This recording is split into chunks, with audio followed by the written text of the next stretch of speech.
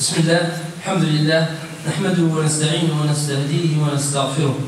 Mes chers frères et sœurs, mes chers croyants et croyantes, on témoigne qu'il n'y a de Dieu que Allah subhanahu wa ta'ala et que le prophète Mohammed alayhi salatu wa salam est son prophète et messager.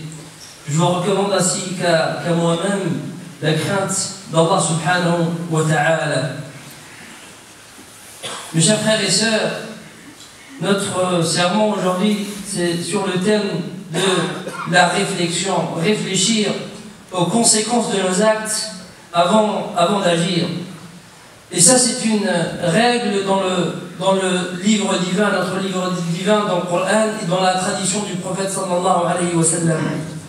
Qu'est-ce qu'il nous dit Allah subhanahu wa ta'ala dans le Coran? Il nous dit: n'insultez pas ceux qu'ils invoquent en dehors de Dieu, sinon ils insulteraient Dieu par hostilité et par ignorance. Donc Allah nous invite à penser avec bon sens et en réfléchissant aux conséquences de nos actes avant d'agir, avant de faire quoi que ce soit dans ta vie quotidienne, avec ta famille, dans une association, peu importe le travail que tu vas faire. Avant d'agir, pense aux conséquences. Le verset est clair. Allah, Dieu interdit aux prophètes et à tous les musulmans d'agresser quiconque, car l'agression risque d'avoir des conséquences terribles. Dieu dit donc de ne pas insulter les idoles que les autres adorent pour être préservé des conséquences néfastes. C'est un verset coranique. Il t'interdit, Allah subhanahu wa ta'ala, d'insulter les idoles, les autres religions.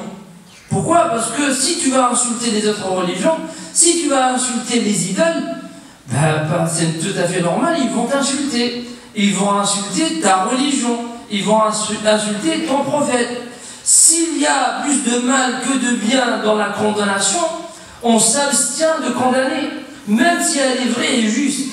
Et c'est ce que nous enseigne notre prophète Mohammed sallallahu alayhi wa sallam. Quand il dit à Aïcha: si ce n'était pas le fait que ton peuple, les Mécois, ne viennent de se convertir, je ferai démolir la Kaaba pour la faire reconstruire selon les plans initiaux du prophète Ibrahim. Mais je crains que si jamais je touche à la Kaaba, c'est une conséquence négative sur les Quraysh ou bien sur les nouveaux convertis. Il arrive le prophète sallallahu alayhi wa sallam à la Mecque, et là les compagnons ils lui ont proposé de démolir la Kaaba parce qu'elle n'est pas sur les plans initiaux de notre prophète Ibrahim. Il n'a pas vu le prophète alayhi salatu wa sallam. Pourtant c'est normalement on doit la construire comme ça a été. Le prophète sallallahu alayhi wa sallam il ne l'a pas fait. Pourquoi il ne l'a pas fait? Parce qu'il a réfléchi, il a regardé les conséquences. Je vais d'accord les mettre sur les bases, les plans initiaux du prophète Ibrahim, mais les conséquences. Il y a des personnes qui viennent récemment se convertir à l'islam, ils vont dire: regardez, votre prophète touche à la Kaaba. Alors du coup le prophète sallallahu alayhi wa sallam ne l'a pas touché. Donc le prophète choisit de laisser la Kaaba telle qu'elle est, même si ce n'est pas sa forme authentique, pour laisser le temps aux Mécois de bien assimiler les principes de la religion, pour éviter qu'ils ne réagissent mal et le quittent. Abdullah ibn Ubay, le leader des hypocrites de Médine, que Dieu cite dans le Coran, car il a osé accuser l'épouse du prophète d'adultère. Il a accusé la femme du prophète d'adultère. Omar, qu'est-ce qu'il a eu? Il a eu, comme il dit au prophète, pourquoi pas, on va le tuer. Le prophète sallallahu alayhi wa sallam, il a dit: mais non, on va pas le faire ça.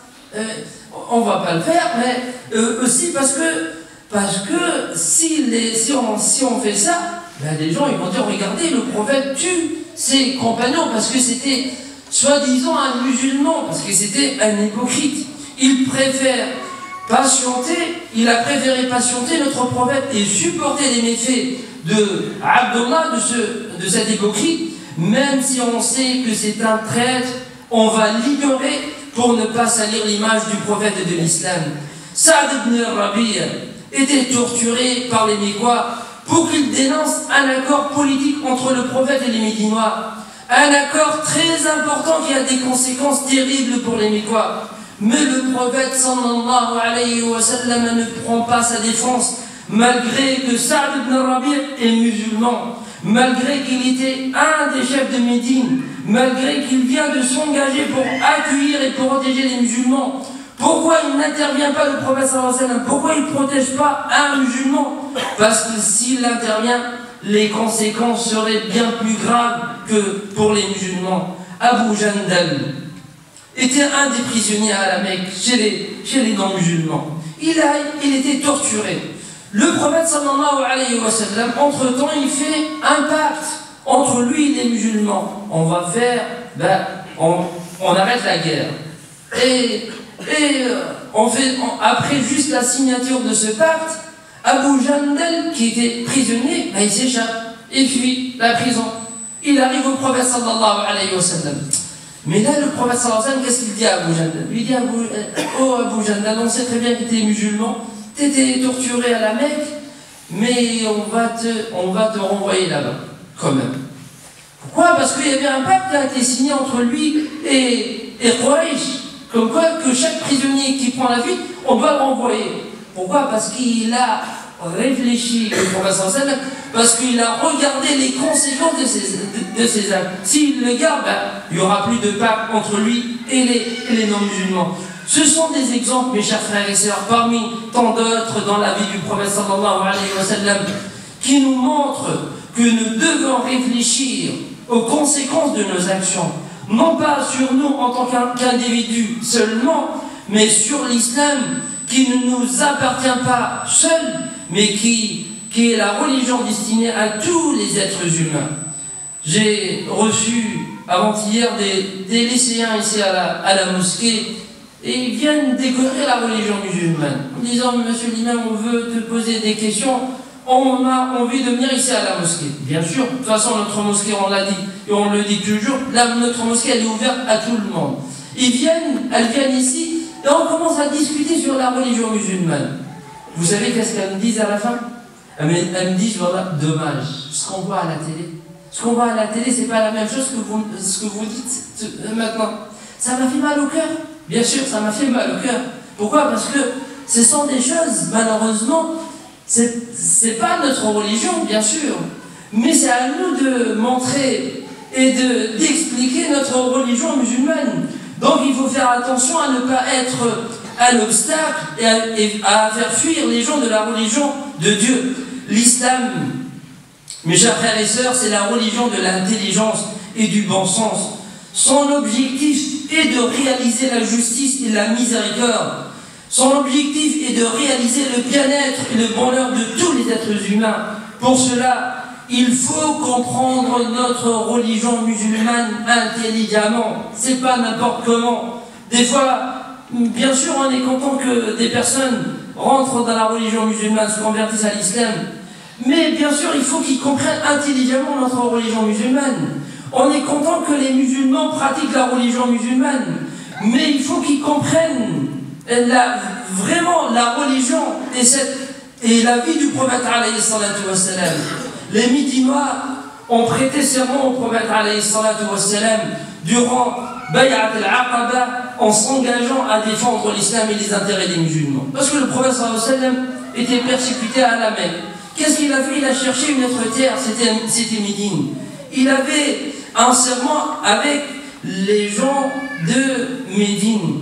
Le prophète dit dans le hadith: le diable a réagi de manière violente deux fois. La première, c'est le jour de Arafat. Le jour de Arafat parce que c'est là où Allah subhanahu wa ta'ala pardonne les péchés des musulmans et des croyants.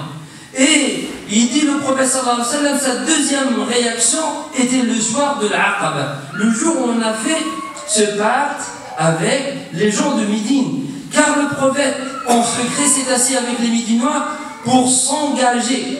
Le diable par la haine va, disait le prophète sallallahu alayhi wa sallam, va pousser un cri qui sera entendu. Le prophète a dit: le diable n'a jamais été autant attristé que durant cette nuit. Pourquoi le diable a été attristé? Pourquoi? Parce que on était unis à cette époque-là. Le prophète sallallahu alayhi wa sallam il dit que le diable a poussé ce cri parce qu'il veut nous déstabiliser, parce qu'il sait que la main de Dieu est avec le groupe. Il faut rester unis.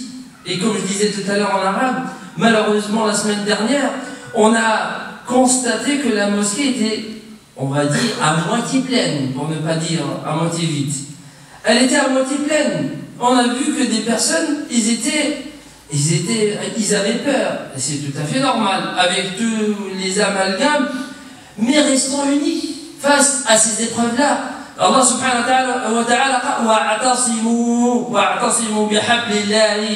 Hada hiya quwwat al-muslim fi al-i'tisam bihablillahi subhanahu wa ta'ala. Avant d'agir, pensez aux conséquences, agissez intelligemment, existez dans votre société au niveau politique, économique et intellectuel.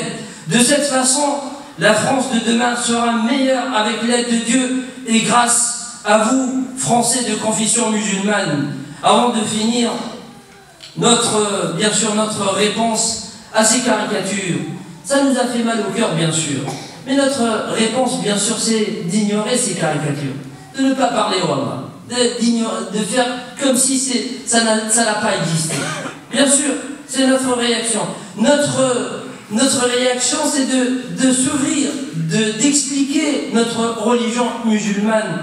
Et merci du fond du cœur au pape François qui a estimé jeudi que la liberté d'expression était un droit fondamental, mais qui n'autorisait pas à insulter la foi d'autrui.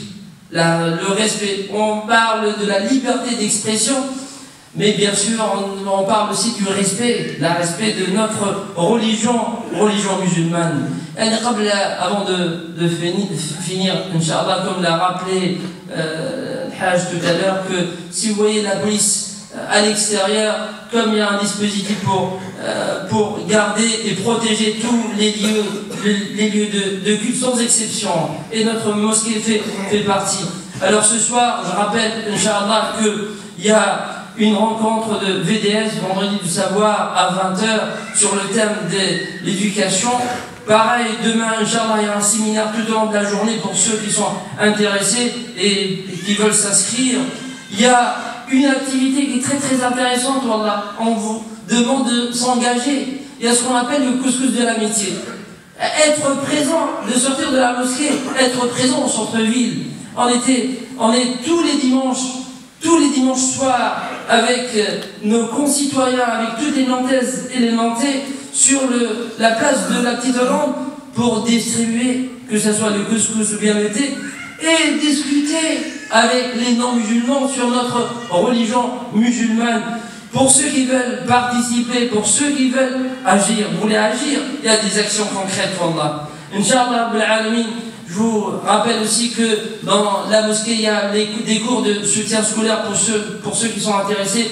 Il y a des cours d'études islamiques qui ont commencé cette semaine, le deuxième semestre, pour ceux qui veulent s'inscrire. Binillah subhanahu wa ta'ala. Demain, à partir de 15h30, il y aura un cours pour les adolescents, à partir de 13 ans, entre 13 et 17 ans. Pour ceux qui sont intéressés, ils peuvent ramener, Inch'Allah, leurs enfants qui ont entre 13 et 17 ans. نسأل الله عز وجل أن يحفظنا وأن يبارك لنا في جمعنا هذا وأن يبعد عنا كل شر.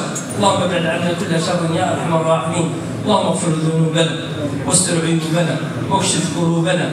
اللهم يا رب وحد كلمتنا. اللهم لا تفتنا يا رب، لا تفتنا يا رب، لا تفتنا في هذه الديار يا أكرم الأكرمين يا رب العالمين. اللهم انصر الإسلام وعز المسلمين. اللهم انصر الإسلام وعز المسلمين. اللهم ارفع راية الدين يا أكرم الأكرمين يا رب العالمين. اللهم اشف مرضانا وارحم موتانا واجعل الجنة مآلنا. اللهم اجعل الجنة مآلنا. اللهم باعد عنا كل شر يا أرحم الراحمين. اللهم انصر إخواننا المضطهدين في كل مكان. اللهم انصر إخواننا في فلسطين. اللهم انصر إخواننا في كل مكان يا أرحم الراحمين يا رب العالمين. اللهم يا رب متعنا بالنظر إلى وجهك الكريم بجوار حبيبنا ومصطفانا ونور قلوبنا محمد صلى الله عليه وسلم تسليما كثيرا. سبحانك اللهم وبحمدك نشهد أن لا إله إلا أنت نستغفرك ونتوب إليك. سبحان ربك رب العزة عما يصفون وسلام على المرسلين والحمد لله رب العالمين.